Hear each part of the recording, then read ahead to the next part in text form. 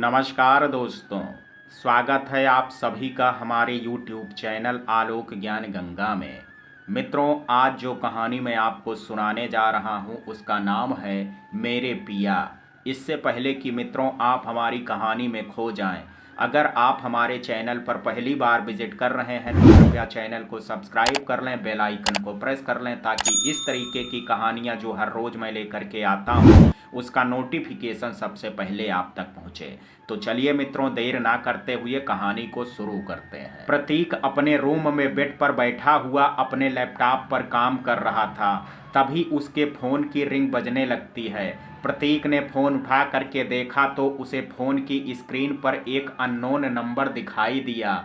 वह अभी कुछ जरूरी काम कर रहा था, इसलिए फोन उठाने का उसका बिल्कुल भी मन नहीं था, लेकिन फिर कुछ सोच करके उसने फ़ोन उठा लिया। तभी दूसरी ओर से किसी ने कहा, क्या मिस्टर प्रतीक से मेरी बात हो रही है? प्रतीक ने कहा, जी हम प्रतीक ही बात कर रहे हैं। दूसरी तरफ से किसी ने कहा, मैं बेंगलुरु से बात कर रही हूँ। आपको यह बताने के लिए कॉल किया है कि किसी रीजन की वजह से आपको दिए गए टाइम से 2 दिन पहले ही कंपनी ज्वाइन करनी होगी।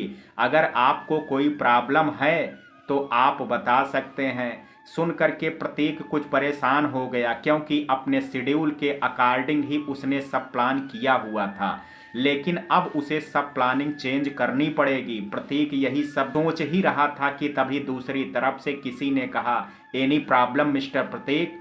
प्रतीक ने जल्दी से कहा, नो मैडम, मैं अपने टाइम पर कंपनी ज्वाइन कर लूँगा। दूसरी तरफ से किसी ने कहा, गुड, ओके, फिर 3 दिन बाद आपसे कंपनी ऑफिस में मिलते हैं, बाय, टेक केयर। और फिर फ़ोन कट गया और प्रतीक ने फ़ोन एक तरफ रखते हुए खुद से मन में कहा, काहे का टेक केयर, पूरा मूड खराब कर दिया। पापा को हमारे जाने से कोई प्रॉब्लम नहीं है, लेकिन अभी तक माँ की परमिशन तो मिली ही नहीं है। कैसे मनाऊं माँ को? अगर माँ ने मना कर दिया तो फिर जाना मुश्किल है। प्रतीक यह सब सोच ही रहा था कि तभी उसके फोन की रिंग फिर से बजती है। प्रतीक बेड पर रखा अपना फोन उठाता है और कॉल रिसीव करता है। प्रतीक कुछ कह पाता उससे पहले दूसरी तरफ से किसी ने उससे कहा। सुन करके प्रतीक ने हैरानी से कहा, ऐसा कैसे हो सकता है? वह ऐसा नहीं कर सकते, हम उन्हें बचपन से जानते हैं, वह ऐसा नहीं कर सकते। तभी दूसरी तरफ से किसी ने कहा, यह सच है, तुम जल्दी से पहुंचो यहाँ। प्रतीक ने जल्दी से लैपटॉप बंद करके एक तरफ रख दिया और फिर जल्दी से अपनी जगह से खड़ा हुआ और अपनी बाइक की चाबी उठा करके जल्दी से अपने रूम में चला गया। प्रतीक को जाते हुए देख करके उसकी माँ ने उससे कहा, इतनी जल्दी में कहाँ जा रहे हो बेटा? प्रतीक ने कहा, हम आ करके आपको बताते हैं माँ, अभी हमें जल्दी वहाँ पहुँचना होगा। और फिर प्रतीक वहाँ से चला गया। प्रतीक अपने घर के बाहर आया और जल्दी से अपनी बाइक स्टार्ट की और वहाँ से चला गया। दिल्ली की सड़कों पर प्रतीक की बाइक चली जा रही थी। लगभग 15 मिनट चलाने के बाद प्रतीक ने अपनी बाइक एक हॉस्पिटल के सामने रोकी और बाइक को खड़ी करके दौड़ता हुआ हॉस्पिटल के अंदर चला गया और रिसेप्शनिस्ट से जा करके पूछा, पुनीत शर्मा कहाँ एडमिट हैं? रिसेप्शनिस्ट ने कहा, वही ना जिन्होंने अपने हाथ की नस को काट ली है। प्रतीक ने कहा, जी वही, प्लीज मैडम जल्दी से बताइए वह कहाँ हैं। रिसेप्शनिस्ट ने कहा, रूम नंबर 5, यहाँ से राइट चले जाइए। प्रतीक ने कहा, थैंक यू, और फिर प्रतीक वहाँ से चला गया। प्रतीक रूम नंबर 5 के बाहर पहुंचा ही था कि तभी उसे अपना दोस्त मोहित वहां दिख गया। प्रतीक ने मोहित को देख करके घबराते हुए कहा, सोनू कैसा है अब? मोहित ने कहा, अब खतरे से बाहर है। प्रतीक ने कहा, कहाँ है वो? हमें उनसे मिलना है। मोहित ने कहा, अभी बेहोश है, अभी तुम उससे नहीं मिल सकते हो। प्रतीक ने कहा, हमें अभी भी यकीन नहीं हो रहा है कि सोनू ऐसा कर सकता है, आखिर उसने ऐसा क्यों किया? तब मोहित ने सारी बात प्रतीक को बता दी। जो वजह बताई प्रतीक को, उसे सुन करके प्रतीक को जैसे धक्का लगा। उसने मोहित से कहा, यार वो ऐसा कैसे कर सकता है? उसे एक बार भी अपनी माँ छोटी बहन का ख्याल तक नहीं आया। तब मोहित ने सोनू की माँ की ओर इशारा करते हुए कहा, ओ देख सोनू की माँ और उसकी बहन, दोनों का रो रो करके बहुत बुरा हाल है। मैंने बहुत समझाया और डॉक्टर ने भी उनसे कहा कि अब उनका बेटा खतरे से बाहर है, लेकिन उनका रोना बंद नहीं हो रहा है। मोहित की बात सुन करके प्रतीक सोनू की माँ के पास गया और उनके पास जा करके प्रतीक ने कहा, आंटी प्लीज खुद को संभालिए, अब सोनू खतरे से बाहर है। सोनू की माँ ने रोते हुए कहा, उसने एक बार भी मेरे बारे में और अपनी छोटी बहन के बारे में नहीं सोचा। अगर उसे कुछ हो जाता तो हम किसके सहारे जीते बेटा। और कह करके सोनू की माँ फिर से जोर जोर से रोने लगी। प्रतीक ने उन्हें फिर से समझाते हुए कहा, सोनू ने जो किया है वो गलत है, हम उन्हें समझाएंगे और आपको हम यकीन दिलाते हैं वह ऐसा फिर नहीं करेंगे। लेकिन प्लीज अब आप खुद को संभालिए आंटी। सोनू की माँ ने रोते हुए कहा, कैसे संभालूं खुद को। एक बार को तो लगा जैसे मैंने अपना बेटा खो दिया। अपनी खुशियों की परवाह ना करके उसे पढ़ाया लिखाया, क्या इसलिए कि वह एक दिन यह दिन दिखाए।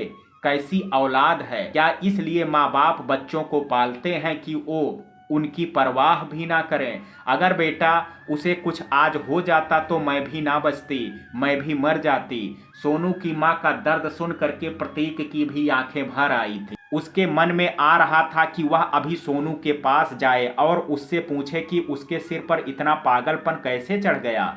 उसने ऐसा करने से पहले एक बार भी अपने परिवार के बारे में नहीं सोचा। तभी वहां एक डॉक्टर आए और उन्होंने सोनू की मां से कहा, अब आप पेशेंट से मिल सकती हैं, उन्हें होश आ गया है।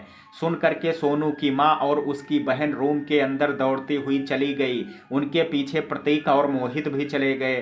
सोनू ने जब अपनी मां और बहन को रो करके आते देखा तो वह उनसे नजरें चुराने लगा। शायद उसे भी कहीं ना कहीं अपनी भूल का अब एहसास हो रहा था।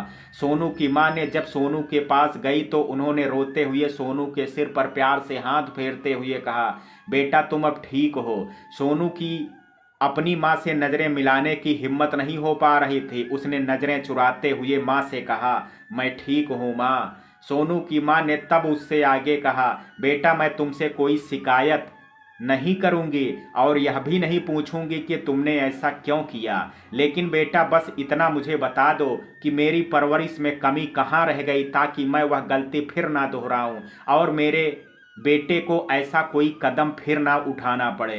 प्रतीक और मोहित दोनों वहां से कुछ दूर पर खड़े थे और एक दुखियारी माँ का दर्द सुन करके उन दोनों की आंखों में भी आंसू बह निकले थे। अपनी माँ की बात सुनने के बाद सोनू ने रोते हुए कहा, आपकी परवरिश में कोई कमी नहीं है मम्मी, बल्कि मैं ही एक अच्छा बेटा नहीं बन सका, मुझे माफ कर दो मम्मी। माँ ने सोनू के सिर पर प्यार से हाथ फेरते हुए कहा, मत रो बेटा, मुझे मेरा बेटा मिल गया और क्या चाहिए मुझे, मत रो बेटा मत रो। और फिर माँ ने सोनू से आगे कहा, तेरी बहन का भी रो रो करके बुरा हाल है, जरा उससे बात कर ले बेटा, उसे अच्छा लगेगा। तब सोनू ने अपनी बहन की ओर देखते हुए कहा, मुझे माफ कर दे मेरी बहन, मैं एक अच्छा भैया नहीं बन सका। सोनू की बहन सोनम ने अपना हाथ पकड़ करके रोते हुए कहा, भैया आप जल्दी से अच्छे हो जाओ, आपकी मम्मी और आपकी बहन आपसे बहुत प्यार करती हैं, प्लीज भैया आगे से ऐसा कुछ मत करना प्लीज भैया। सोनू ने कहा, कभी नहीं करूंगा कभी नहीं। और फिर सोनम ने सोनू से कहा, भैया आपके दोस्त भी आए हैं। तब प्रतीक ने अपनी आंखों से आंसू पोंछे और फिर वह और मोहित दोनों सोनू के सामने आ गए। और फिर सोनम ने अपनी माँ से कहा, मम्मी चलिए हम बाहर चल करके बैठते हैं, भैया को अपने दोस्तों से बात कर लेने दीजिए। प्रतीक ने तब सोनू की माँ से कहा, आप बैठिए आंटी, हम तो बाद में भी बात कर लेंगे। तब सोनू की माँ ने प्रतीक से कहा, तुम बैठो बेटा, बात करो अपने दोस्त से, हम माँ बेटी बाहर बैठते हैं। और तब सोनम अपनी माँ के साथ वहाँ से बाहर चली गई और प्रतीक और मोहित सोनू के पास बैठ गए। प्रतीक ने तब सोनू को घूरते हुए कहा, मन में तो आ रहा है कि तुम्हें 2 थप्पड़ लगाएं, तुम यार ऐसा कैसे कर सकते हो, हमने कभी सपने में भी नहीं सोचा था। देखा तुमने अपनी माँ और बहन की तरफ, क्या हाल हो गया है उनका रो रो करके। प्रतीक ने आगे सोनू से कहा, तुम्हारी माँ ने तुम्हें बचपन से पाला है, तुम्हारी खुशी के लिए अपनी खुशियों को महत्व तो नहीं दिया उन्होंने, और तुमने ये कदम उठाने से पहले एक बार भी अपनी माँ की तरफ नहीं देखा। तुम्हें जरा भी ख्याल नहीं आया कि तुम्हारे जाने के बाद तुम्हारी छोटी बहन और तुम्हारी माँ का क्या होगा। तुम किसी लड़की की बेवफाई की सजा अपने परिवार को कैसे दे सकते हो सोनू, कैसे? अरे एक लड़की ने तुम्हारे साथ धोखा दिया और तुम उसकी सजा खुद को और अपने परिवार को देने जा रहे थे। कितनी बार हमने तुमसे कहा था कि मत पड़ो प्यार के चक्कर में, लेकिन तुम नहीं माने, अपनी मनमानी की तुमने। और जब उस लड़की ने तुमसे प्यार का नाटक करके तुम्हारा दिल तोड़ दिया तो तुमने यह कदम उठा लिया। क्या है ये सोनू?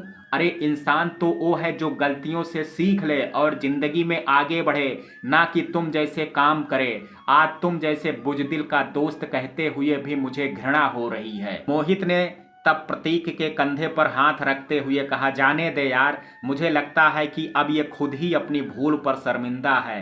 प्रतीक ने गुस्से से कहा, यार कैसे जाने दूं, यह कोई छोटी बात है क्या? अगर इसे आज कुछ हो जाता तो तुम जानते भी हो कि क्या होता उस विधवा माँ का जिनका ये सहारा है, और उस मासूम बच्ची का सोनम का जो इसे कितने प्यार से भैया बोलती है। छी, कोई किसी लड़की के लिए बुजदिलों वाली हरकत कैसे कर सकता है यार, वो भी उस लड़की के लिए जिसने इससे प्यार तो किया ही नहीं कभी, बस प्यार का नाटक किया था। कहते हुए प्रतीक की आंखों में आंसू आ गए और वह सिर झुका करके रोने लगा, और रोते हुए उसने आगे कहा, ये हमें अपना दोस्त मानते हैं, अगर कोई बात थी तो क्या ये हमसे शेयर नहीं कर सकते थे? इतना बड़ा कदम उठाने से पहले क्या एक बार भी हमसे नहीं पूछना चाहिए था इन्हें? सोनू ने तब प्रतीक की पीठ पर हाथ रखते हुए कहा, मैं इस लायक नहीं हूं कि मैं तुमसे माफ़ी मांग सकूं, लेकिन सच कह रहा हूं, मुझे अपनी गलती पर पछतावा है, मुझसे बहुत बड़ी गलती हो गई। प्रतीक ने नाराजगी जताते हुए कहा, तुम ना हमसे बात मत करो, बहुत गलत किया है तुमने। सोनू ने कहा, माफ कर दे भाई प्लीज। मोहित ने तब प्रतीक से कहा, माफ कर दे यार, उसे अपनी गलती का एहसास है, आखिर हमारा दोस्त है, माफ कर दे। प्रतीक ने अपने आंसू पोंछे और सोनू की ओर देखते हुए कहा, ठीक है, किया तुम्हें माफ, लेकिन एक प्रॉमिस करना होगा तुम्हें। सोनू ने कहा, थैंक यू, जो तुम कहोगे वो मैं करूँगा, मैं हर बात मानने को तैयार हूं तुम्हारी, मगर प्लीज तुम मुझसे नाराज मत होना यार। प्रतीक ने हाथ बढ़ाते हुए कहा, फिर तुम हमसे वादा करो कि ऐसा कभी कुछ नहीं करोगे, और अगर कभी कोई मुश्किल होगी तो अपने दोस्तों से शेयर जरूर करोगे। तब सोनू ने भी अपना हाथ बढ़ा दिया और प्रतीक के हाथ पर हाथ रख दिया और कहा, हम वादा करते हैं तुमसे। और तब मोहित ने भी आ करके उन दोनों के हाथ पर अपना हाथ रख दिया और फिर सबके चेहरों पर मुस्कान आ गई। फिर सबने अपने हाथ हटा लिए और फिर प्रतीक ने सोनू से कहा, अच्छा सोनू, अब हम चलते हैं, अपना ख्याल रखना। और कह करके प्रतीक खड़ा हो गया और फिर उसने सोनू से कहा, सोनू तुमसे हमने पहले भी कहा था लेकिन तुमने हमारी बात नहीं सुनी, इसलिए आज फिर हम तुमसे कह रहे हैं, प्यार शब्द किताबों और फिल्मों में ही अच्छा लगता है, हकीकत में नहीं। कोई प्यार व्यार नहीं होती, इसलिए किसी से फिर दिल मत लगाना, क्योंकि प्यार के नाम पर सिर्फ धोखा ही मिलता है, इसलिए हमें नफरत है प्यार से। सोनू मुझे माफ कर दे यार, अगर मैंने तेरी बात मान ली होती तो ये दिन ही नहीं देखना पड़ता, लेकिन अब मुझे तेरी बात याद रहेगी, अब मेरे कदम नहीं बहकेंगे। प्रतीक ने आगे सोनू से कहा, हमारी कुछ पंक्तियां को हमेशा याद रखना, प्रीत करे दुख मिले, प्रीत न करियो कोय, यही जीवन का सत्य है, प्रीत करे दुख होए। प्रतीक इन लाइनों को कहता जा रहा था और उसके दिमाग में अतीत की स्मृतियां बनती जा रही थी। उसकी आंखों के सामने अपने अतीत के साए आ रहे थे, जो अतीत जिसे वो भुला चुका था, लेकिन आज सोनू की घटना ने उसके अतीत की यादों को फिर से ताजा कर दिया था और उसके मन में प्यार के लिए नफरत को पहले से भी अधिक बढ़ा दिया था। प्रतीक सोनू से मिल करके और उसे समझा करके आ गया था। प्रतीक और मोहित हॉस्पिटल के बाहर खड़े थे और आपस में बातें कर रहे थे।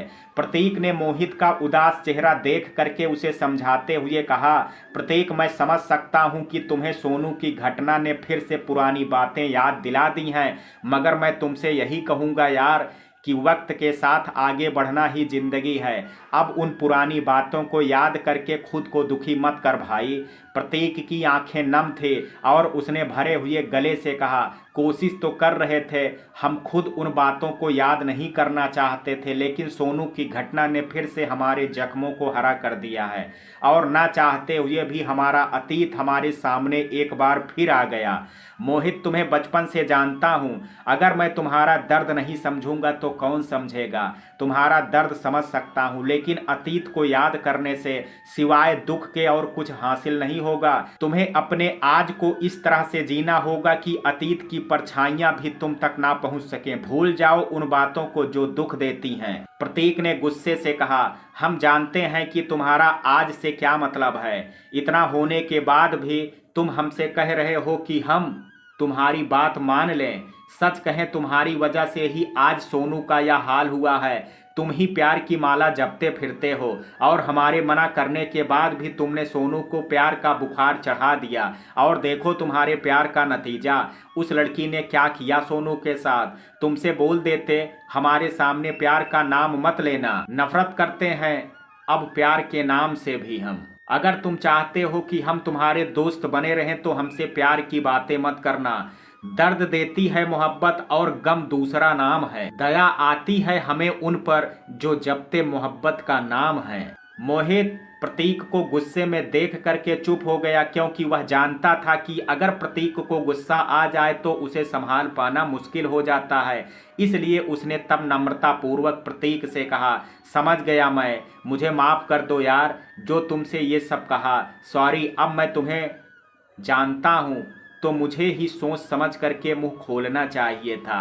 प्रतीक ने कहा, हम तुमसे भी कह रहे हैं कि प्यार की माला जपना बंद करो। हकीकत में कुछ नहीं होता है प्यार व्यार, इसलिए तुम भी अब प्यार से दूर रहो तो ज़्यादा अच्छा होगा, क्योंकि हम नहीं चाहते उस प्यार के दर्द से तुम्हें भी गुजरना पड़े जिससे हम गुजर रहे हैं और आज भी उस दर्द को महसूस करते हैं। दूर रहो तुम भी मोहब्बत से, वरना एक दिन पछताओगे। अगर दी मोहब्बत ने चोट तुम्हें तो मुश्किल से संभल पाओगे। मोहित ने कहा, एक बात बता भाई, तुम्हें इतनी जल्दी ये शब्द कहाँ मिल जाते हैं जिन्हें जोड़ करके तुम तुरंत शायरी का या कविता का रूप दे देते हो। प्रतीक ने कहा, अपने मन का दर्द कम कर लेता हूँ कह करके ये समझ लो प्यार में मिले दर्द ने मुझ में ये हुनर ला दिया है। प्रतीक और मोहित दोनों बात कर ही रहे थे कि तभी उस ओर एक लड़का आ रहा होता है और जैसे ही वह प्रतीक को वहां देखता है वहीं पास में खड़ी गाड़ी के पीछे छिप जाता है और फिर खुद से बड़बड़ाते हुए उसने कहा, भैया यहाँ क्या कर रहे हैं? अगर इनके सामने से हॉस्पिटल के अंदर गए तो कितने ही सवाल पूछेंगे। घर में छोटा तो होना ही नहीं चाहिए। हमने मम्मी पापा की सुनो, अगर उन्हें किसी तरह समझा भी लो तो बड़े भाई, उफ कितनी कॉम्प्लिकेटेड लाइफ है, क्या करें अब, कैसे अंदर जाएं? कुछ सोचो प्रिंस, अंदर तो तुम्हें जाना ही होगा। तभी एक ओर से कुछ शोर आने लगा। बात करते हुए प्रतीक की नज़र उस ओर चली गई और वहां से कुछ दूर जमा हुई भीड़ पर जा करके ठहर गई। प्रतीक ने उस ओर देखते हुए मोहित से कहा, यार वहां लोग जमा क्यों हुए होंगे? तभी वहां से गुजर रही महिला जिसने प्रतीक की बात को सुन ली थी, प्रतीक की बात का जवाब देते हुए कहा, एक बच्चा अपनी माँ के लिए दवाई लेकर के आ रहा था और मोटरसाइकिल वाले ने उसे टक्कर मार दी। बेचारा वह लड़का गिर गया और उसकी दवाई भी खराब हो गई, लेकिन मोटरसाइकिल वाला आदमी गलती मानने के बजाय उस लड़के पर ही बरस पड़ा और भीड़ खड़ी तमाशा देख रही है। कोई भी उस लड़के से कुछ नहीं कह रहा है। मैं कुछ कहती, लेकिन मेरे पति की दवाइयाँ ले करके मुझे जल्दी अंदर जाना है। बेचारे उस लड़के पर तरस आ रहा है बेटा। प्रतीक ने महिला से कहा, आप परेशान मत होइए आंटी, हम देखते हैं। और फिर वह महिला वहां से चली गई। मोहित प्रतीक को अच्छी तरह से जानता था और उसके गुस्से से भी वाकिफ था, इसलिए उसने प्रतीक से कहा, चल प्रतीक हम चलते हैं, वैसे भी बहुत टाइम हो गया है, इतने लोग हैं वहां, वो सुलझा ही लेंगे मामले को। प्रतीक, अगर हम उस बच्चे की कोई मदद कर सकते हैं तो हमें करनी चाहिए, ना कि ऐसे बुज़दिलों की तरह चले जाना चाहिए। आखिर इंसान ही इंसान के काम आता है। और तुम डरो मत, हमें गुस्सा आता जरूर है लेकिन गलत जगह नहीं आता है। प्रतीक कह करके उस ओर चला गया। अब प्रतीक के पास दोस्ती निभाने के सिवाय कोई और विकल्प नहीं था, इसलिए उसे उसके पीछे पीछे जाना पड़ा। प्रतीक और मोहित के जाते ही गाड़ी के पीछे छिपा प्रिंस चुपचाप से हॉस्पिटल के अंदर चला गया। वह रिसेप्शनिस्ट के पास जा ही रहा था कि तभी उसे एक लड़की वहां दिखे और तुरंत वह वहां से उस लड़की की ओर चला गया और उसके पास जा करके कहा, सोनम। सोनम जब प्रिंस की आवाज सुनी तो वह वहां रुक गई और प्रिंस की ओर देखते हुए घबराहट भरे स्वर में कहा, तुम्हें कैसे पता लगा कि मैं यहाँ हूँ? प्रिंस ने सोनम की ओर देखते हुए कहा, हमें नोट्स चाहिए थे इसलिए तुम्हारे घर गए थे। तो तुम्हारे घर के पड़ोसी से पता चला कि तुम हॉस्पिटल आई हो। हम समझ गए थे कि तुम जरूर अपनी आंखें ही दिखाने आई होगी। तुम्हें आंखों की प्रॉब्लम की वजह से चश्मा जो लगवाना था, चश्मे का नंबर मिल गया तुम्हें? सोनम ने उदास हो करके कहा, नहीं। प्रिंस ने मुस्कुरा करके कहा, मतलब तुम अभी पहुंची हो? चलो तो ले लेते हैं नंबर, हम भी तुम्हारे साथ चलते हैं। सोनम ने उदासी भरे स्वर में कहा, नहीं, मुझे अभी चश्मा नहीं बनवाना है। प्रिंस ने कहा, मगर तुमने ही तो मुझसे कहा था कि तुम्हें डॉक्टर ने चश्मा लगाने की एडवाइस दी है, तो तुम्हें चश्मा लगवा लेना चाहिए। सोनम ने कहा, लगवा लूंगी लेकिन अभी नहीं। प्रिंस ने हैरानी से पूछा, लेकिन क्यों? सोनम ने गुस्से से कहा, तुम्हें हर बात बताना मैं जरूरी नहीं समझती। जब मेरा मन होगा तब मैं बनवा लूंगी। प्रिंस को सोनम की बात सुन करके बुरा लगा, इसलिए उसने भी तब उससे कुछ ऊंची आवाज में कहा, यार हम तो तुम्हारे भले के लिए कह रहे थे, आगे तुम्हारी मर्जी। सोनम को अपनी गलती का एहसास हुआ। उसे लगा कि उसने प्रिंस से ऐसे नहीं बोलना चाहिए था, इसलिए उसने इस बार नम्र हो करके कहा, सॉरी, मुझे तुमसे गुस्से में नहीं बोलना चाहिए था। एक्चुअली मैं चश्मे के लिए नहीं आई, मेरे रिलेटिव हॉस्पिटल में एडमिट हैं, इसलिए मैं उनके साथ आई हूँ। प्रिंस, तभी तुम कुछ परेशान दिख रही हो। सॉरी सोनम, हमने भी तुमसे गलत तरीके से बात की, हमें नहीं पता था कि हमें लगा कि तुम अपनी आंखें दिखाने ही आई होगी। सॉरी। सोनम ने कहा, कोई बात नहीं, तुम जाओ, शाम को घर आ करके नोट्स ले जाना। प्रिंस ने कहा, अच्छा ठीक है, बाय। सोनम ने कहा, बाय, और फिर दोनों अलग अलग रास्तों से आगे बढ़ गए। प्रिंस ने कदम बढ़ाया ही था कि तभी उसने कुछ सोच करके वापस सोनम की ओर पलट करके कहा, सोनम। सोनम भी प्रिंस की आवाज सुन करके रुक गई और वापस प्रिंस की ओर पलट करके खड़ी हो गई। तब प्रिंस ने सोनम से कहा, अगर हमारी जरूरत हो तो हम भी तुम्हारे साथ रुक जाते हैं। सोनम ने कहा, थैंक यू प्रिंस, अभी जरूरत नहीं है। प्रिंस ने कहा, ख्याल रखना अपना, अगर टाइम मिले तो चश्मा बनवा लेना, बाय। सोनम ने कहा, बाय, और फिर दोनों अपने अपने रास्ते चले गए। प्रतीक और मोहित दोनों जमा भीड़ के पास पहुंच गए। वहां एक लड़का उम्र करीब 17 साल दो बाइक सवारों के सामने गिड़गिड़ा रहा था, सर मुझे दवाइयों के पैसे दे दो, मेरे पास अब उतने पैसे नहीं हैं कि मैं इतनी महंगी दवाइयां फिर से खरीद सकूं।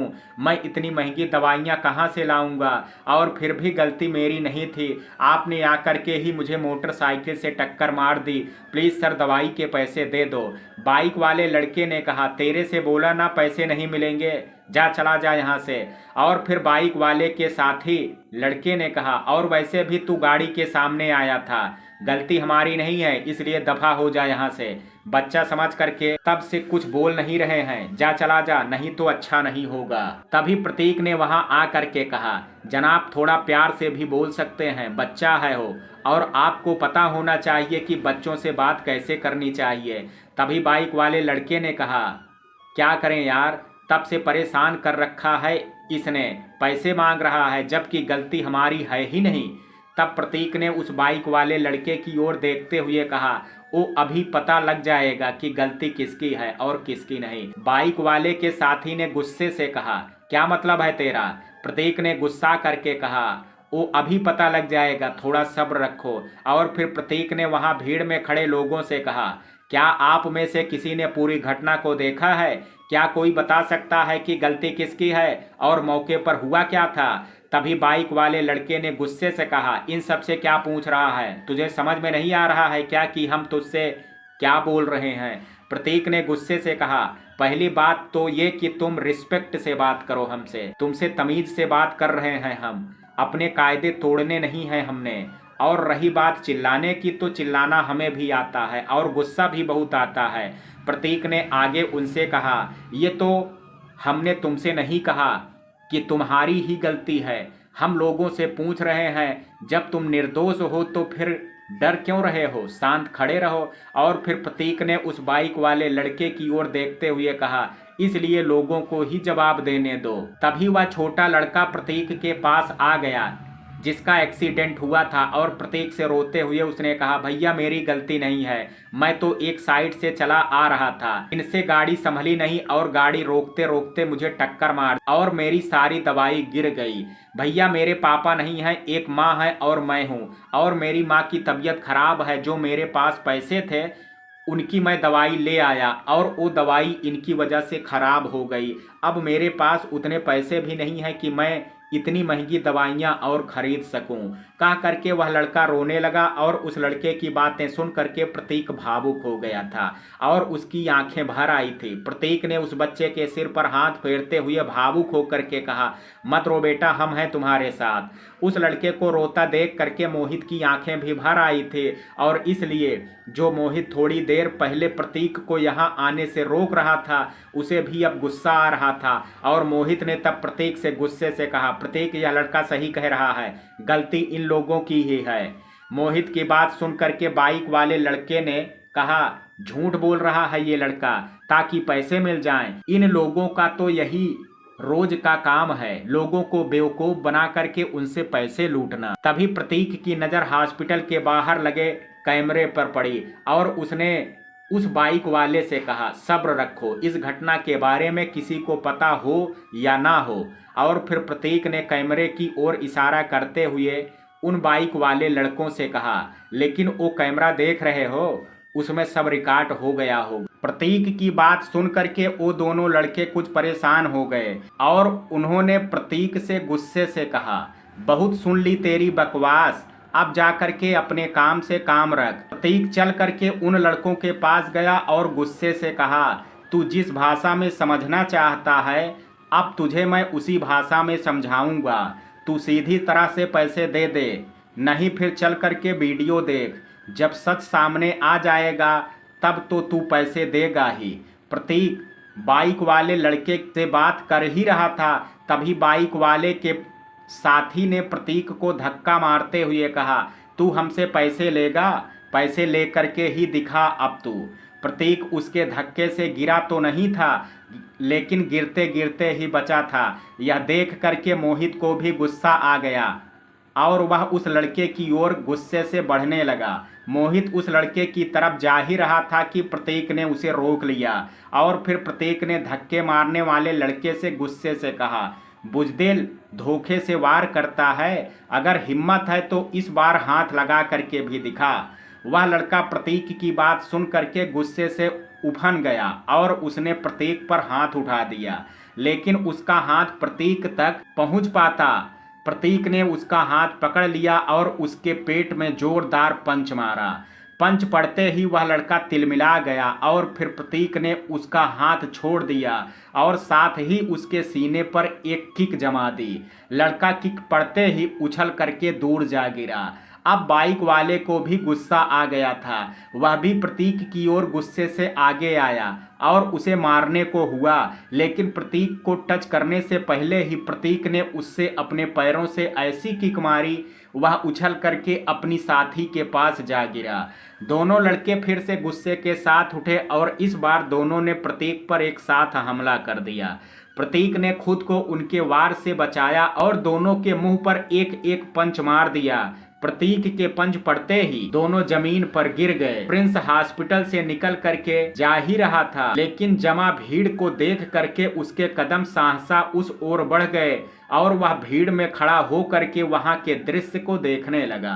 प्रिंस ने देखा प्रतीक से कुछ दूर दो लड़के जमीन पर पड़े हुए थे, जिनमें से एक की नाक से और दूसरे के मुंह से खून निकल रहा था। अब उन दोनों की हिम्मत ने जवाब उन्हें दे दिया था। प्रतीक दोनों की तरफ गुस्से से देख रहा था। प्रतीक को गुस्से में देख करके बाइक वाले लड़के ने बिना देर किए अपनी जेब से पैसे निकाला और उससे डरी हुई अंदाज में पूछा, बताओ कितने पैसे देने हैं। प्रतीक ने उस लड़के की ओर देखते हुए कहा, अब आया ना लाइन पर, अगर सीधी तरह से अपनी बात मान लेते तो क्यों ये सब होता, पर नहीं, तुम लोगों के सामने किसी गरीब की तो कोई अहमियत ही नहीं है।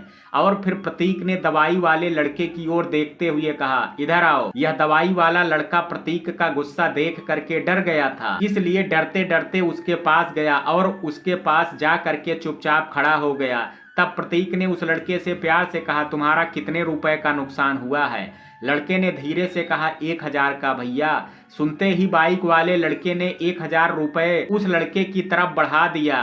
लड़के ने 1000 रुपए ले लिए और रुपए देख करके उसके चेहरे पर चमक आ गई थी। प्रिंस उस घटना को बड़े ध्यान से देख रहा था, लेकिन उसे कुछ समझ नहीं आ रहा था।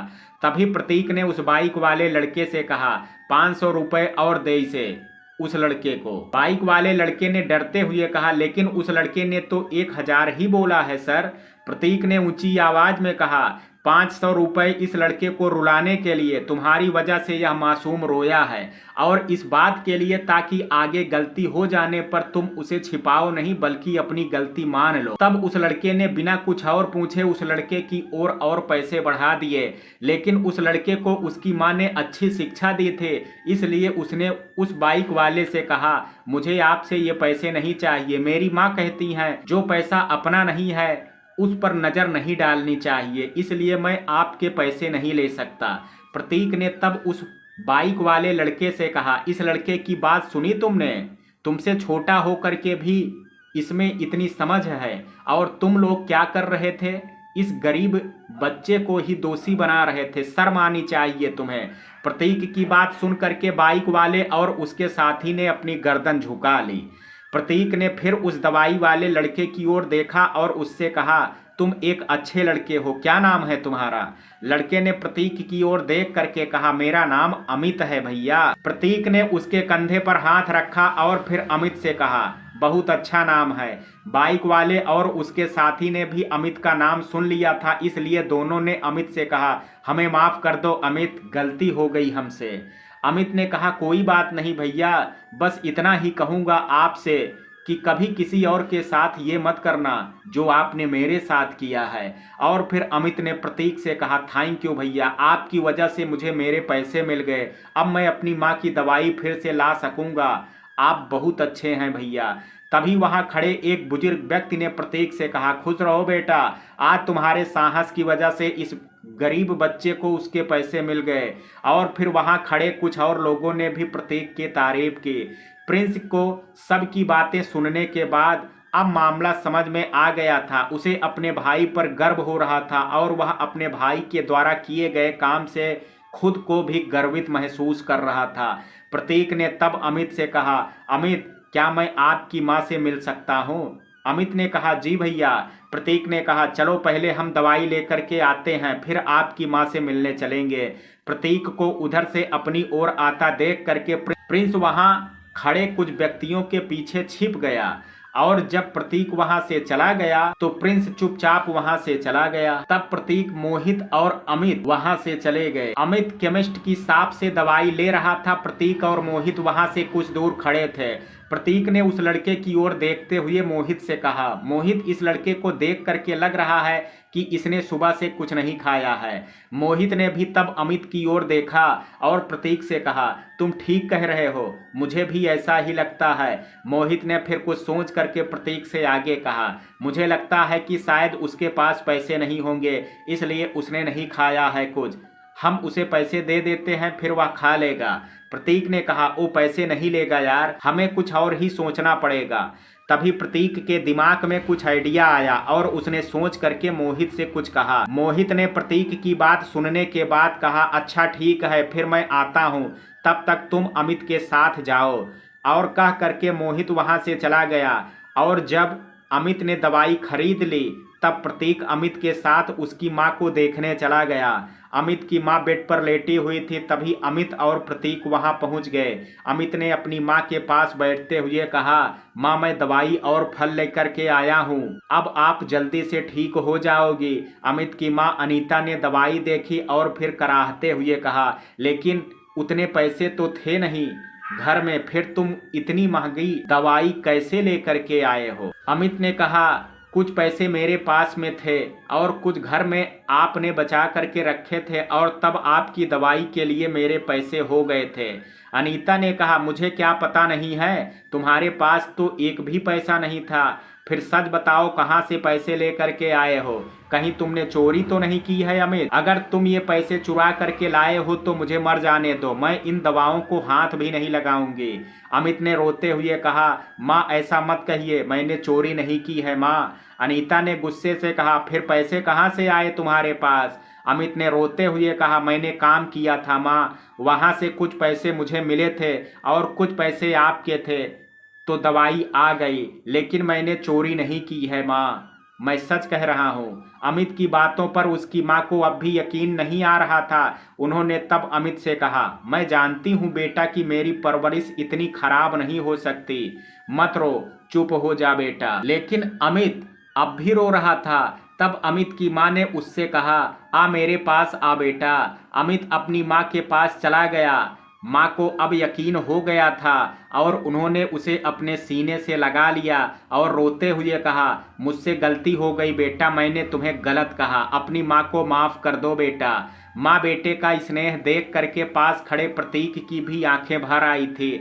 माँ की बात सुन करके अमित माँ से अलग हो गया और उसने फिर अपनी माँ से कहा, माँ आप माफी मत मांगिए और आप रो क्यों रही हैं, मत रोइए माँ। और फिर अमित ने अपनी माँ के आंसू पोंछे और फिर उसने अपनी माँ से कहा, मैं आपके लिए फल लेकर के आया हूँ माँ, आप फल खा लीजिए। अनीता ने तब अमित की ओर देखते हुए कहा, और तुमने कुछ खाया सुबह से?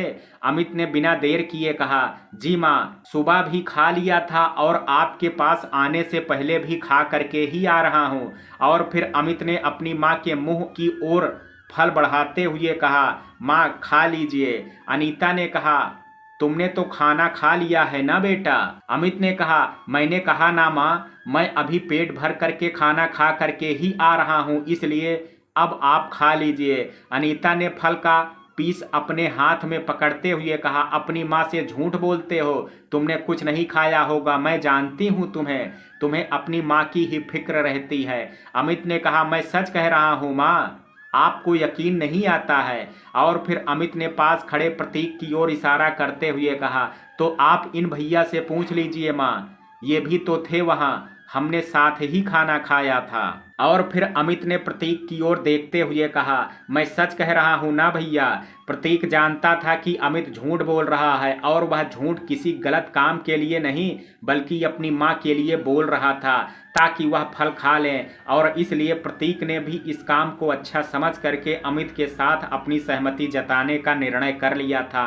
प्रतीक हाँ में अपनी सहमति व्यक्त करना ही चाहता था कि तभी वहां मोहित पहुंच गया और मोहित को देख करके प्रतीक ने अपना प्लान चेंज कर लिया और अनीता से कहा, आंटी हम लोगों ने अभी खाना खाया नहीं है, लेकिन खाना मोहित लेकर के आ गए हैं, हम तीनों अभी खाना खाएंगे, इसलिए आप भी खा लीजिए। अनीता ने प्रतीक की ओर हैरानी से देखते हुए कहा, आप कौन हैं बेटा?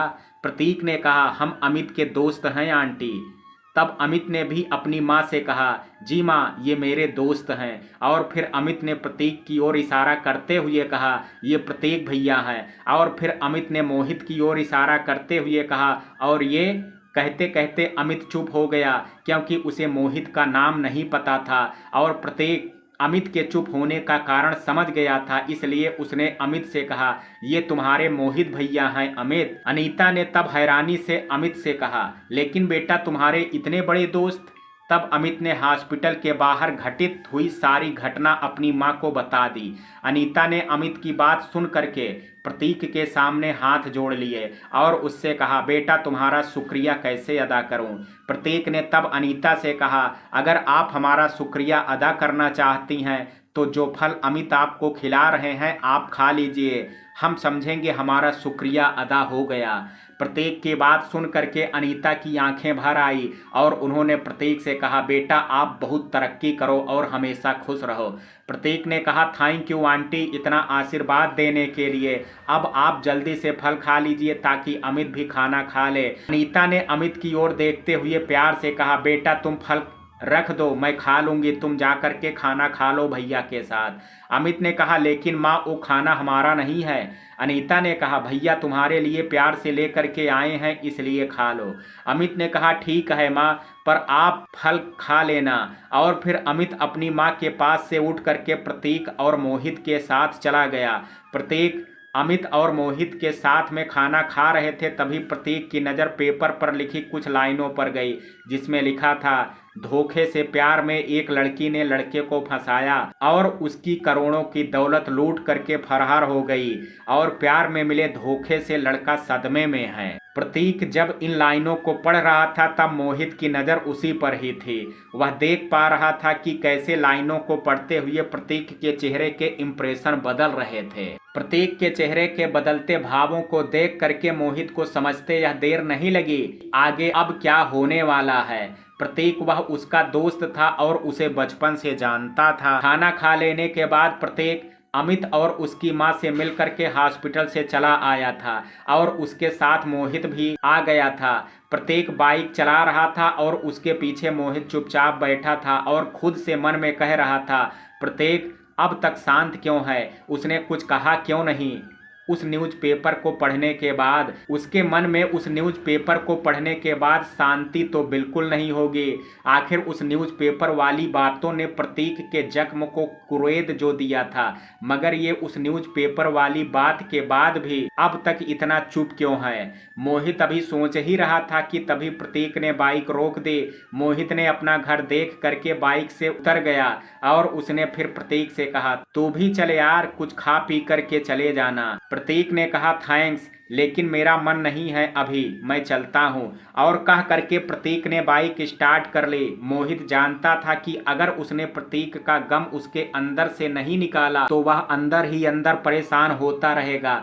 यही सोच करके उसने प्रतीक से कहा, गाड़ी बंद कर, मुझे तुझसे कुछ बात करनी है। प्रतीक ने अपनी बाइक बंद कर दी और मोहित से कहा, हाँ बोल। मोहित, हो सकता है उस न्यूज़पेपर में जो छपा था वह गलत हो, इसलिए तू उस बारे में मत सोच। ये न्यूज़पेपर वाले तो कुछ भी छाप देते हैं। प्रतीक ने बाइक स्टार्ट की और फिर मोहित से कहा, बैठ। मोहित ने कहा, लेकिन हम जा कहाँ रहे हैं। प्रतीक ने कहा, बैठ जा पहले, फिर पता भी लग जाएगा हम कहाँ जा रहे हैं।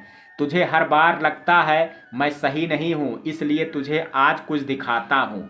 मोहित ने कहा, मैंने कब कहा कि तू सही नहीं है। प्रतीक ने कहा, बाइक का पेट्रोल जल रहा है इसलिए जल्दी से बैठ। मोहित ने फिर कोई सवाल नहीं किया और चुपचाप बैठ गया और तब प्रतीक ने बाइक आगे बढ़ा दी और तब मोहित ने प्रतीक से कहा, अब तू बताएगा मुझे कि हम कहाँ जा रहे हैं। प्रतीक ने कहा, तेरे सवालों का जवाब लेने। मोहित ने प्रतीक की बात सुन करके खुद से मन में कहा, क्या जरूरत थी मुझे इससे कुछ कहने की। अच्छा भला मुझे घर छोड़ करके जा रहा था, मती मारी गई थी मेरी जो मैंने इससे कुछ कहा। इतनी बार तुझे समझाया है मोहित कि ये उल्टे दिमाग का है, इससे पंगा लेने की तुझे कोई ज़रूरत नहीं है, पर तुझे चैन कहाँ है। अब भुगत। कुछ देर की ड्राइव के बाद प्रतीक ने गाड़ी एक घर के सामने रोक दी और तब मोहित ने प्रतीक से कहा, ये किसका घर है प्रतीक। प्रतीक, बाइक से उतर और सब्र रख थोड़ा, अभी तुझे तेरे सवालों का जवाब मिल जाएगा। तब मोहित बाइक से उतर गया और मन में बड़बड़ाते हुए खुद से कहा, पता नहीं मुझमें कब समझ आएगी, क्यों मैं इससे पंगे लेता हूँ। प्रतीक बाइक से उतर गया और मोहित को सोचते देख करके उससे कहा, अगर मुझे कोसना हो गया हो तो चले अंदर। मोहित ने हैरानी से कहा, जो मैंने मन में कहा वो तूने कैसे सुन लिया। प्रतीक ने कहा, ये सब छोड़ और मेरे साथ आ। और कह करके प्रतीक आगे बढ़ गया और सामने के घर की जा करके डोरबेल बजा दी। डोरबेल की आवाज सुन करके घर के नौकर ने आकर के दरवाजा खोला। तब प्रतीक ने नौकर से कहा, मेरा नाम प्रतीक है, मुझे आपके रोहित साहब से मिलना है, क्या आप उन्हें बुला सकते हैं। तभी अंदर से आवाज आई, भोला कौन है, किससे बात कर रहे हो। भोला ने जवाब देते हुए कहा, मालिक कोई प्रतीक साहब हैं, अपने छोटे मालिक से मिलने आए हैं। अंदर से किसी ने कहा, उन्हें अंदर लेकर के आओ भोला। तब भोला ने प्रतीक से कहा, अंदर आइए साहब, आपको मालिक ने आने को कहा है। तब प्रतीक अंदर को चला गया और उसके पीछे पीछे झिझकता हुआ मोहित भी चला गया। प्रतीक अंदर पहुंचा। उसे सोफे पर एक लगभग 55 साल के शख्स बैठे हुए दिखे। प्रतीक ने उसके सामने हाथ जोड़ करके कहा, नमस्ते अंकल। तब उन शख्स ने भी प्रतीक से नमस्ते कहा और फिर उन्होंने प्रतीक को बैठने के लिए कहा। तब प्रतीक बैठ गया और उसके साथ मोहित भी बैठ गया और फिर बुजुर्ग शख्स ने प्रतीक से लगभग रोते हुए ही कहा, क्या करोगे बेटा उससे मिल करके? किसी से बात ही नहीं करता है ज्यादा, बस खुद में ही गुमसुम रहता है। उस लड़की ने अच्छा नहीं किया बेटा। मैं नहीं जानता था कि कोई लड़की किसी से पैसों के लिए भी प्यार कर सकती है। वो पैसे लेकर के चली गई। इस बात का मुझे उतना दुख नहीं है जितना दुख इस बात का है कि उसने मेरे बच्चे का दिल तोड़ दिया, उसे धोखा दे करके चली गई वह। उन शख्स ने आगे प्रतीक से कहा, बेटा बड़े अरमानों के साथ पाला है मैंने उसे और अच्छे से परवरिश भी की है उसकी। जब वो अपना बिजनेस संभालने लगा तो हर माता पिता की तरह ही मैं और मेरी पत्नी किसी अच्छी लड़की से उसकी शादी करना चाहते थे और इसलिए उससे एक दिन बात भी की, लेकिन रोहित ने उसी दिन पहली बार हम दोनों को बताया कि वह किसी लड़की को पसंद करता है और उससे ही शादी करना चाहता है। रोहित अपनी पसंद की लड़की के साथ शादी करना चाहता था और हम भी उन माँ बाप में से नहीं थे जो अपनी जबरदस्ती बच्चों पर थोपे। इसलिए उस लड़की से मिलने के बाद हमने रोहित की खुशी के लिए हाँ कर दी और दोनों की सगाई भी कर दी। उस लड़की ने रोहित के साथ साथ मेरा और मेरी पत्नी का भरोसा हासिल कर लिया था और इसी भरोसे के चलते वो 50 लाख रुपए ले करके चली गई। मेरा रोहित तभी से ही सदमे में है। हम तो समझा करके थक गए हैं उसे, लेकिन वो ना अपनी माँ की सुनता है और ना ही पिता की। प्रतीक बेटा तुम ही उसे समझाओ, शायद तुम्हारी बात ही उसकी समझ में आ जाए। और कहते हुए रोहित के पापा मुकेश रोने लगे। प्रतीक का नाम मोहित के पापा के मुंह से सुन करके मोहित हैरान रह गया था। वह नहीं जानता था कि प्रतीक इन लोगों को पहले से जानता था। मुकेश को रोता देख करके प्रतीक ने मुकेश के हाथ पर अपना हाथ रख दिया और कहा, मत रोइए अंकल, मैं अभी रोहित को उसके रूम से बाहर लेकर के आता हूँ। वो अब फिर से पहले जैसा ही रोहित हो जाएगा। मुकेश ने कहा, काश ऐसा तुम कर सको। प्रतीक ने कहा, भरोसा रखिए अंकल, रोहित अब जल्दी ही पहले जैसा हो जाएगा, लेकिन एक शिकायत है मुझे आपसे। मुकेश ने अपने आंसू पोंछते हुए कहा, क्या शिकायत है बेटा? प्रतीक ने कहा, इतना कुछ घट गया और मुझे आपने बताना भी जरूरी नहीं समझा।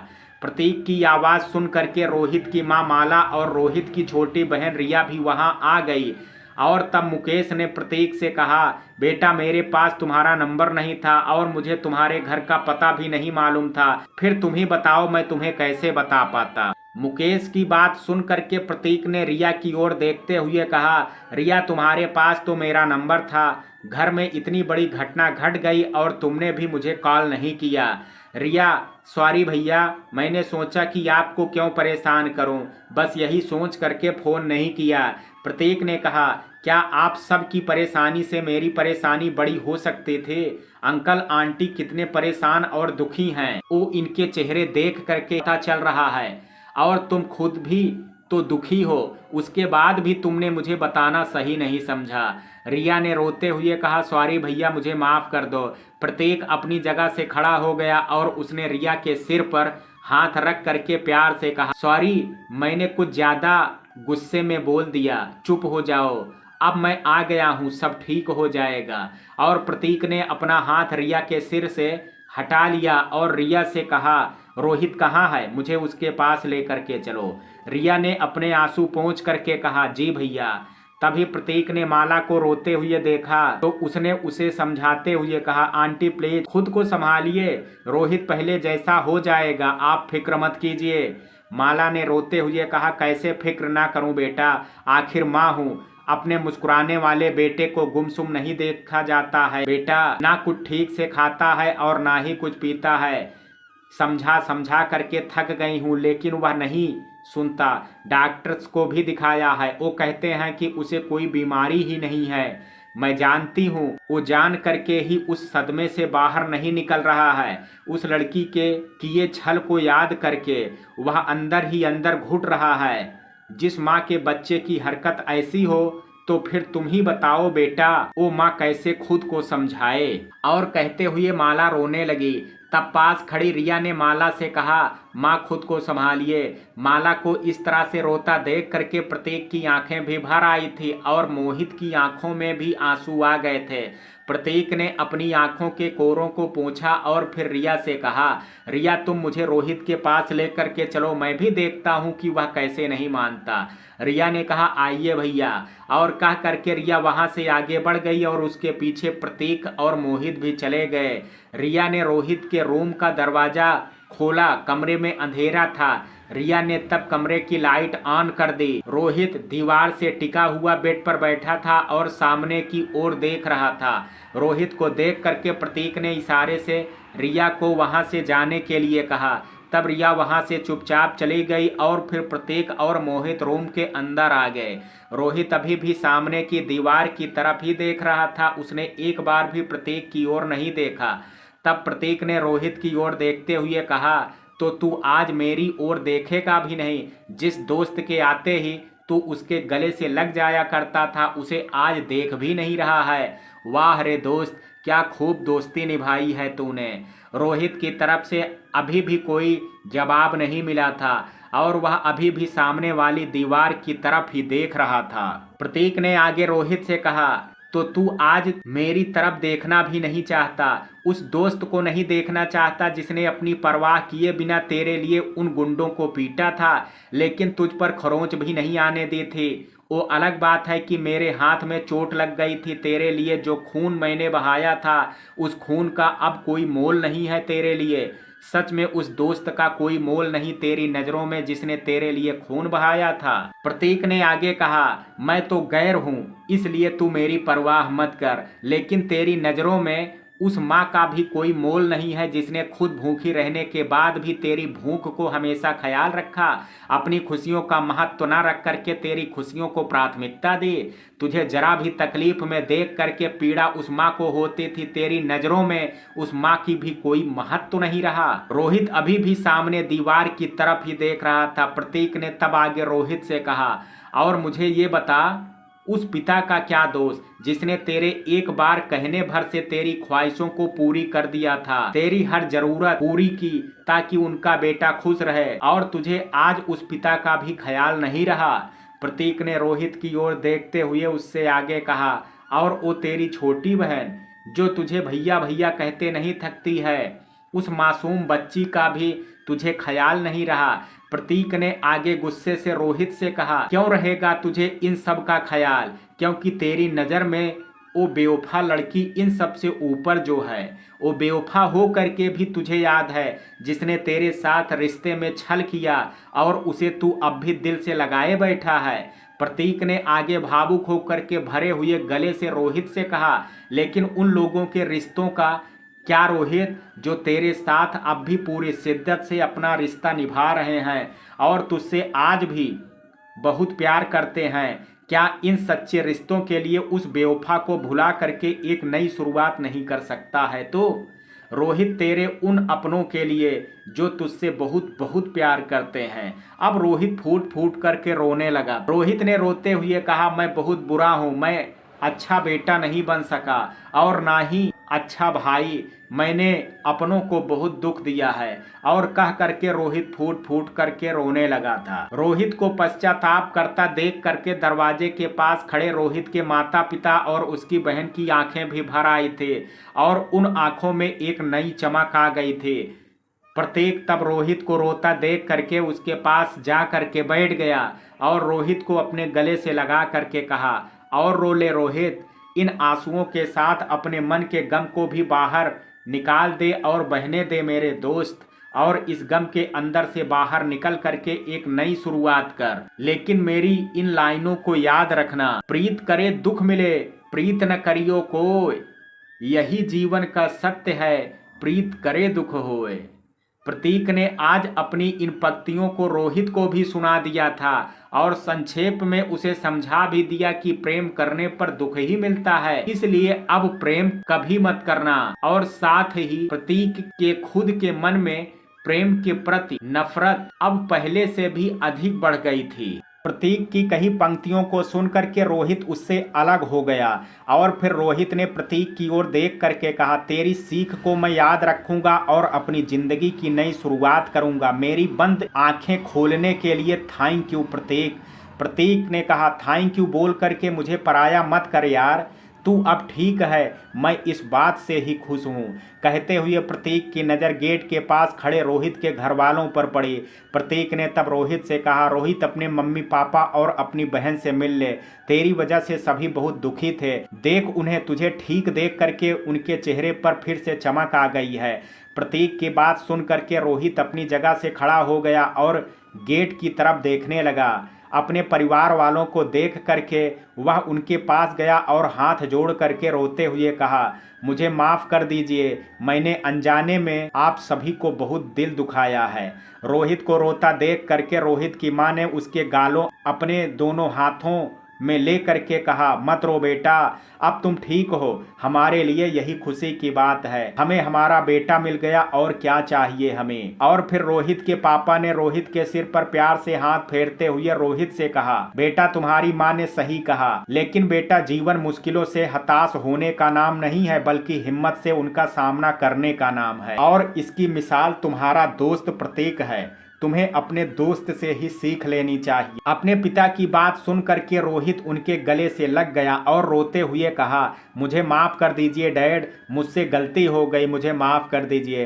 रोहित के पापा मुकेश ने रोहित के सिर पर हाथ फेरते हुए कहा, इन आंसुओं से तुम्हारा प्रायश्चित हो गया है बेटा, अब खुद को संभालो और एक अच्छे बेटे बन करके दिखाओ।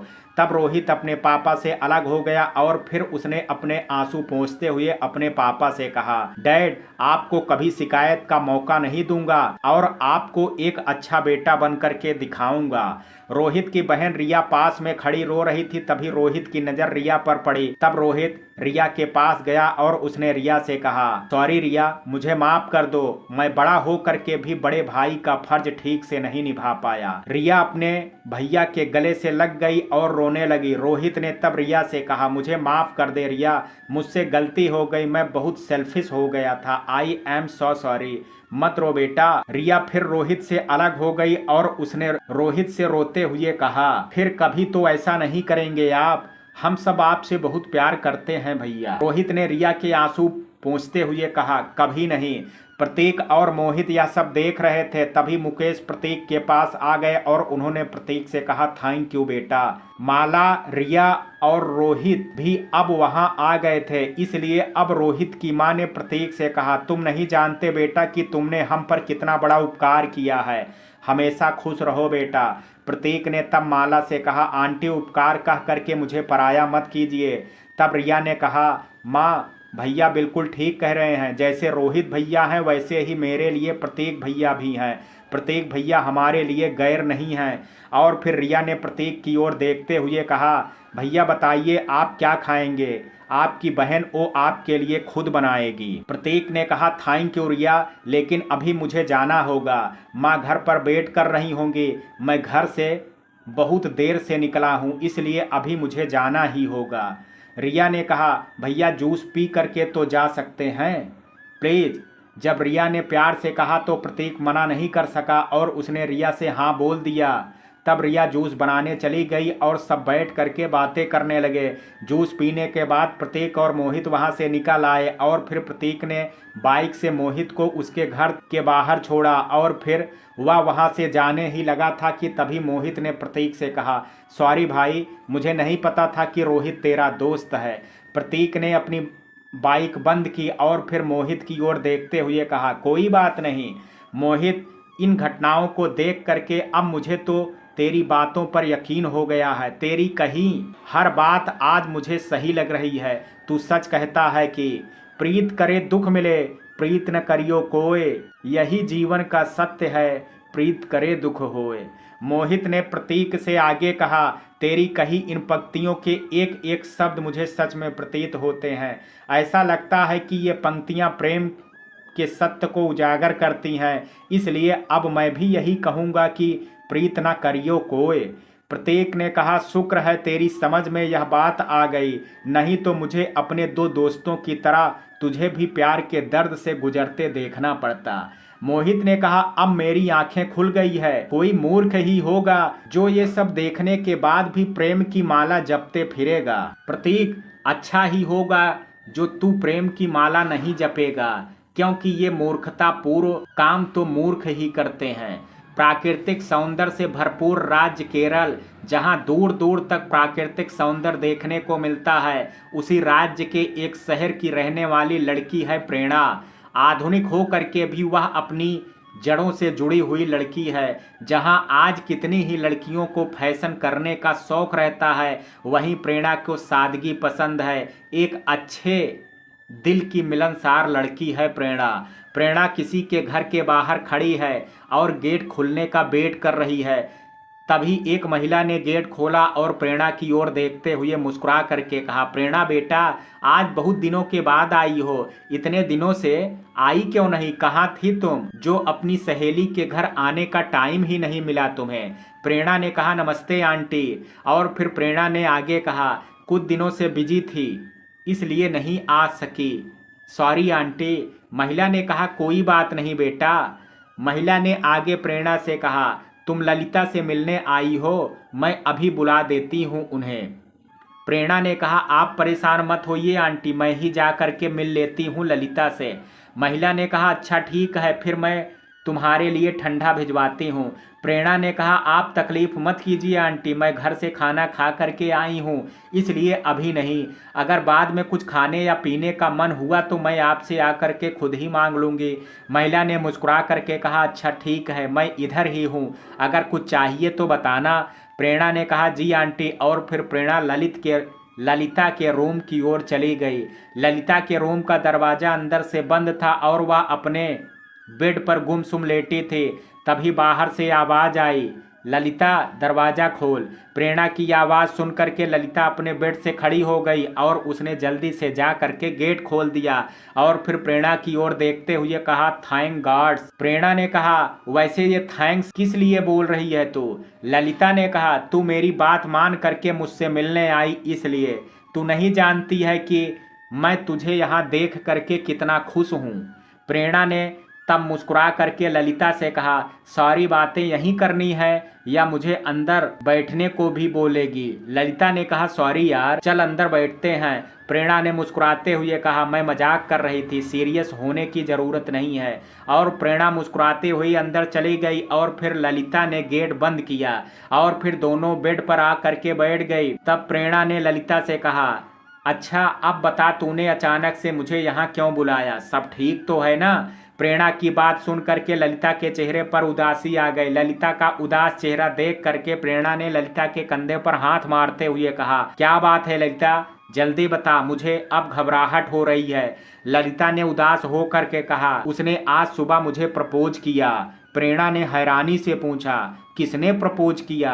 ललिता ने भरे हुए गले से कहा, वही जो मेरे लिए बहुत हमदर्दी दिखाया करता था। प्रेरणा ने कहा, तू अंबर के बारे में बोल रही है ना? ललिता ने रोते हुए कहा, हाँ वही अंबर जिसे मैं अपना अच्छा दोस्त समझती थी। मैंने कभी नहीं सोचा था कि वह ऐसा भी करेगा। प्रेरणा ने ललिता की आंखों से आंसू पोंछते हुए कहा, तो इसमें रोने वाली क्या बात है? उसके दिल में जो था वो तुझे बता दिया, अब आगे तेरी मर्जी, तू उसके प्रपोजल को एक्सेप्ट कर ले या मना कर दे। उसने तुझसे जबरदस्ती तो नहीं की है ना? ललिता ने कहा, यार तू ये क्या बोल रही है? जबरदस्ती भले नहीं की हो, मैं कोई ऐसी वैसी लड़की नहीं हूँ, मैं अच्छे घर से ताल्लुक़ रखती हूँ। मैं नहीं चाहती कि कभी मेरी वजह से मेरे मम्मी पापा का सिर शर्म से झुक जाए। और वैसे भी मेरे घर वाले मेरे लिए लड़का ढूंढ रहे हैं, जल्द ही मेरी शादी हो जाएगी। ललिता ने आगे कहा, वो मेरे बारे में और मेरे घर वालों के बारे में अच्छी तरह से जानता था। वह यह भी जानता था कि मैं गलत लड़की नहीं हूँ, फिर भी उसने मुझे प्रपोज किया। मैं उसे कभी माफ़ नहीं करूँगी। कहते हुए ललिता की फिर से आंखें भर आई थी। तब प्रेरणा ने उससे कहा, तूने कह लिया, अगर कुछ और भी कहना है तो कह करके अपना दिल हल्का कर सकती है। ललिता ने कहा, उसे मुझसे वो सब नहीं कहना चाहिए था, मैं तो उसे अपना दोस्त समझती थी, लेकिन उसने क्या किया, उसने मुझे प्रपोज किया। प्रेरणा ने तब ललिता को समझाते हुए कहा, एक बात बता, क्या अंबर अच्छा लड़का नहीं है? तूने कभी किसी से भी उसके बारे में गलत सुना है? ललिता ने अपने आंसू पोंछे और कहा, मैंने उसके बारे में गलत नहीं सुना और यह भी जानती हूँ कि वह अच्छा लड़का है। प्रेरणा ने कहा, अच्छा ठीक है, अब ये बता, तूने कभी उसे तेरे अलावा किसी और लड़की की इतनी केयर करते हुए देखा है? ललिता ने कहा, हाँ, तुझे याद है ना, वो उस लंबे बालों वाली लड़की को पढ़ने में मदद किया करता था। प्रेरणा ने कहा, साथ पढ़ते हैं तो एक दूसरे की मदद कर देते हैं, यह तो कोई बात नहीं हुई, मगर एक बात बता, क्या वो तेरी तरह उसकी केयर करता था? ललिता ने प्रेरणा की बात का कोई जवाब नहीं दिया। तब प्रेरणा ने उससे आगे कहा, मैं बताती हूँ सच, और सच यह है कि वह तेरी केयर ही सबसे ज़्यादा करता था। प्रेरणा ने कुछ सोच करके ललिता से आगे कहा, अब तुझसे जो पूछूं उसका जवाब देगी तू।